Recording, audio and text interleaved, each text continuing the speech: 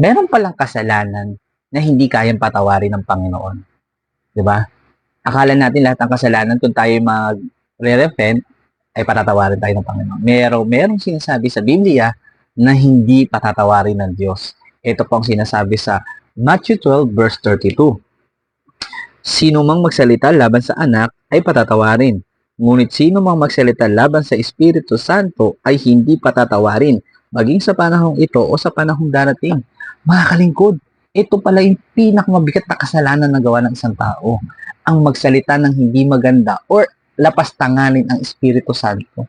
Kaya mga kalingkod, mag-ingat po tayo sa lahat ng gagawin natin. Lalo-lalo na ngayon, maraming influencer po na ang pinapatukuyan nila ay patungkol sa mga pamblasphemy sa mga lalo-lalo na sa Panginoon. 'Di ba? Meron nga lumalabas dito na vlogger na ano daw, wisdom daw 'yan na galing sa Holy Spirit, pero mga kalingkod, ang tinuturo ay mga bagay na hindi tama. Kaya mga kalingkod, mag-ingat po tayo dahil yan po sila po yung mga tao na hindi patatawarin ng Diyos dahil sa ginagawa nila. Kaya ingatan po natin, mahalin po natin, at huwag po nating gayahin yung mga tao na yun sapagkat kung gagawin mo yon hindi ka patatawarin ng Diyos. Kaya iba pala yung mga kalingkod na may alam tayo sa salita ng Panginoon.